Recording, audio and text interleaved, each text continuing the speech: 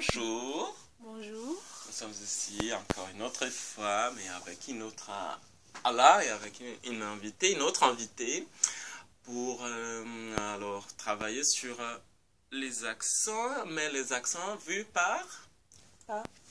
Hayat Alilouche. Donc moi je m'appelle Hayat Alilouche, je suis étudiante en sciences du langage en master 2. Donc je fais de la linguistique française. Je suis née en Algérie.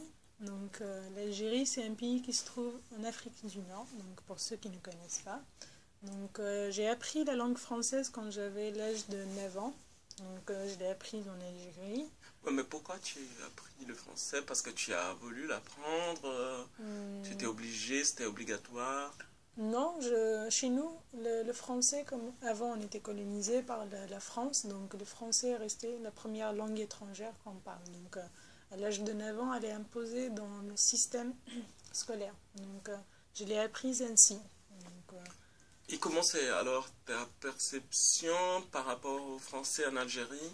donc par exemple, là actuellement j'habite à Mont-Saint-Aignan en France depuis 2012. Et Donc, Mont-Saint-Aignan, c'est c'est exactement... une ville qui se trouve à Rouen en Haute-Normandie, donc en France. Donc je me rends compte qu'il y a une énorme différence entre le français chez moi et le français de France. Donc nous avons une façon d'interpréter les choses et de dire les choses qui sont différentes parce que le contexte social dans lequel on vit est différent. Donc après, on utilise le français pour décrire des situations qu'un français ne peut pas comprendre. Par Donc, exemple. par exemple, nous, en Algérie, on ne dit pas le dégoût. Le mot dégoût n'existe pas dans notre parler quotidien. À l'écrit, on va écrire le dégoût. Mais à l'oral, on va dire le dégoûtage. Et on a des mots comme, par exemple, le parking. Le parking, c'est l'espace là où on garde les voitures. Mais pour un Algérien, comme nous avons des personnes qui surveillent les parkings, nous avons créé l'unité parkinger. Donc c'est la personne qui garde les parkings. Donc il y a une certaine créativité.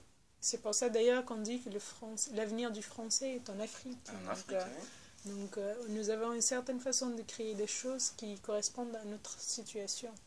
Arrivé ici en France, je me suis rendu compte qu'il y a des choses qui sont différentes, mais je me rends compte aussi que voilà, j'arrive à comprendre très bien le français de France et que il y a des choses qui m'échappent parce qu'il y a le parler des jeunes et qui est concentré ici, que j'ai pas entendu en Algérie.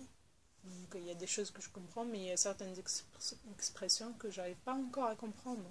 Mais franchement, ça reste que voilà, j'ai aucune difficulté à comprendre un natif français et on me dit des fois que je parle le français comme une française. Donc j'ai pas de souci de ce côté-là.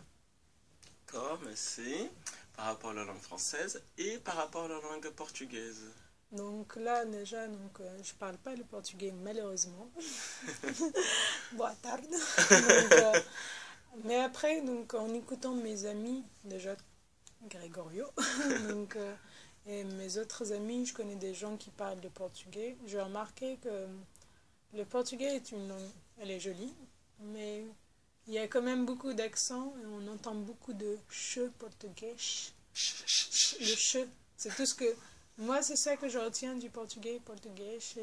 La ich, le S qui devient che à la fin, parce que après, donc c'est ce qui me marque dans la langue portugaise. D'accord. Est-ce que tu connais quelqu'un qui parle portugais, mais un portugais spécifiquement du Brésil? Est-ce que tu vois ça et tu vois une différence?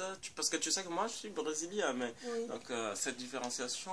Donc déjà, toi Greg et notre ami Cléo, donc vous parlez un autre parce que lui, il est capverdien d'origine, il parle plus un portugais du Portugal, alors que toi, tu parles un portugais du Brésil. Du Brésil. Donc il y a certaines choses qui sont différentes. Une fois, vous m'avez parlé du mot cosano. Oh, d'accord. Oui. Et le mot, il est différent pour Oui. les deux. Et même dans la façon de prononcer les le même gostaza. Alors Le qu'en mot, oui. en portugais du Portugal, je veux dire gostosa. Et toi, tu m'as dit que la dernière fois, c'était pas comme ça que ça se prononçait chez vous. Mm. Ça se prononce comment? Gostosa. Gostosa. Donc, c'est ça, c'est toutes les différences que j'arrive à percevoir quand vous parlez tous les deux au même moment. Donc, je pense que c'est ce que j'ai remarqué.